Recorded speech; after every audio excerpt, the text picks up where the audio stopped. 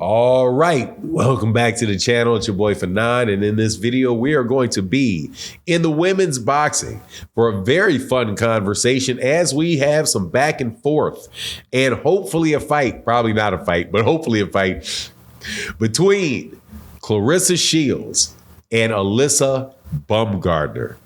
Because Alycia Baumgardener is getting real loose at the lips and Claressa Sheilds responds. Let's talk about that in this video.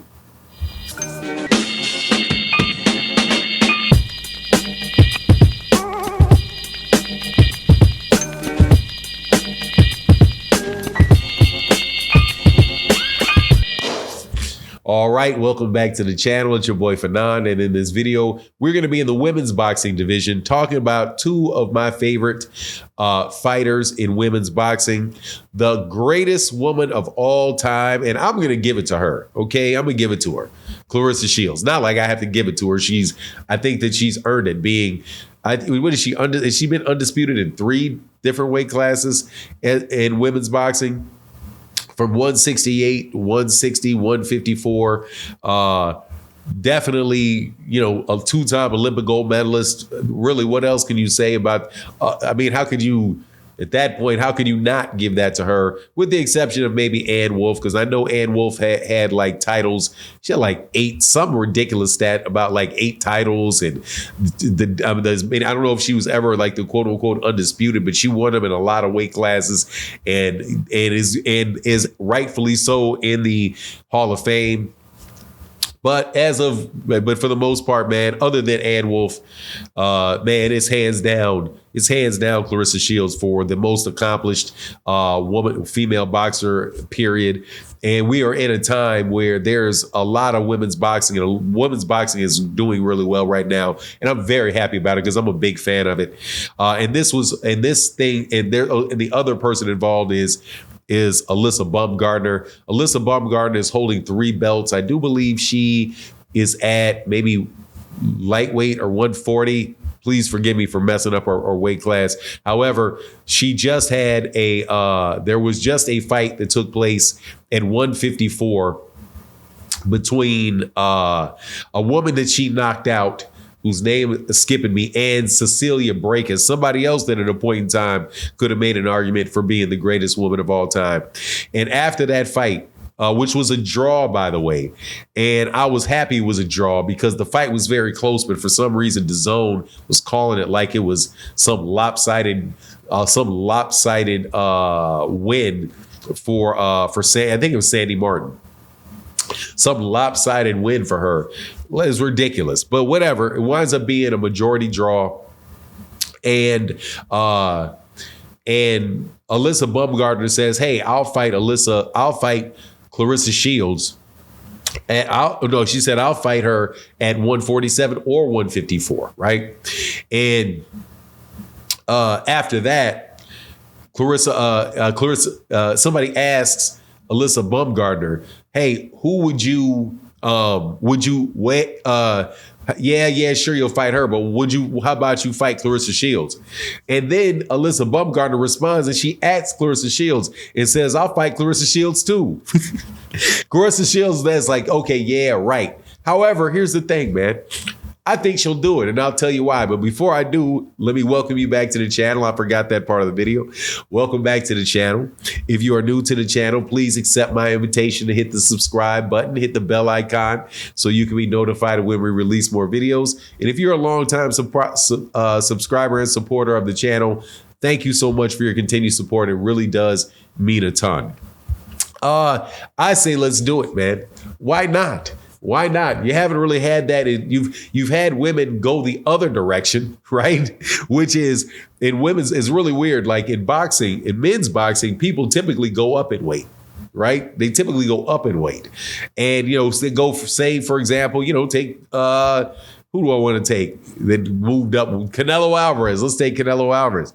The Canelo Alvarez moved up from 154, then he moves to 160, then he goes to 68, then he goes to 75, then he goes 68, then he goes back to 60, then he goes up to 75, then he goes back to 68. Hey, man, he went up. Claressa Sheilds who is a multi-time undisputed champion in women's boxing, went down. Started at 168, then I believe it was 160, then I believe it was 154. Also, I do believe Alycia Baumgardener may be at 130. She may be at 130. Much smaller weight class. However, Claressa Shields, and this is a problem where I used to get criticized all the time, is, you're hating on Claressa Shields. Man, I'm not hating on her, but she's moving down in weight. Like, moving down in weight, I'm not quite sure how that's a really big accomplishment, because you already are undisputed at the higher weight class, right? Or you were always already a champion. I don't know if she was ever undisputed at 168, but I know that she won a belt at 168 in her first fight against Franchon Gisor Cruz. And then after that, she moved down, right? And then got all the way down to maybe it was 154, where she beat Savannah Marshall. Maybe around 154 where she beat Savannah Marshall. But whatever the case was, she moved down. So if Alycia Baumgardener is looking for greatness, and she has 3 belts? I think the only belt that she's missing is the one that's held by Choi, who is off in Japan with that belt, or I believe she may be in Japan, or she may be in either that or South Korea. But she's not. She's just sitting over there just holding that world championship belt so they can sell fights over there, and don't really seem like she's too interested in fighting Alycia Baumgardener. For all intents and purposes, Alycia Baumgardener is the undisputed champion, at least in my book. But having her move up and skip multiple weight classes, why not? Now, of course, if she's able to do it, you're going to hear the things that people are going to say, which is most definitely going to be like, hey, man, how do you jump up all the way up to 168 from that's 30? What is it? I mean, Claressa Shields may be as much as 30 pounds bigger than her. Now, how would the fight turn out? It probably would not be pretty for Alycia Baumgardener. Probably would not be pretty for Alycia Baumgardener. But if she can, who knows, man? If she feels like going up to do it, let's see it. Because I think that would probably be the biggest American women's fight that you can make. I would be captivated by it. I think that they're both very excellent fighters, and I would support the fight. I would, without a doubt, pay for that fight, and I'm sure a lot of other people would. If nothing else than the spectacle of smack talk that would be taking place between the two of them, and you could have it in Detroit or somewhere in Michigan. If you had it in Detroit, Michigan, because I think one's from Detroit, the other one is from Flint, so they're right from the same area. So you could have a whole lot of Detroit drama going on with that one, but more than likely it would be a case where, you obviously have to lean towards the bigger, more accomplished Claressa Shields, who I think just hands down is the best women's boxer. Some people talk about her knockouts and her not having knockouts, but ain't nobody beating Claressa Shields. But hey, man, if these other people get to move up and try, hey, man, go ahead and move up and try. Now, obviously, there's the issue that Alycia Baumgardener had with testing for positive for enhancements. And people may bring that up and, say, oh, maybe that's how she's going to be able to get up there and do that. I can't speak on that. However, I do know this, and she still has all her belts.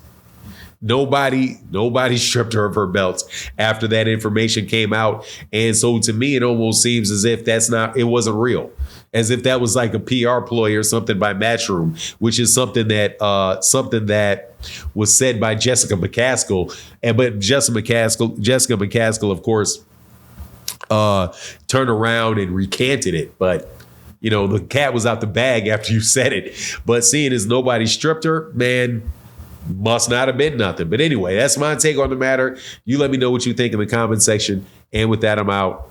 Peace.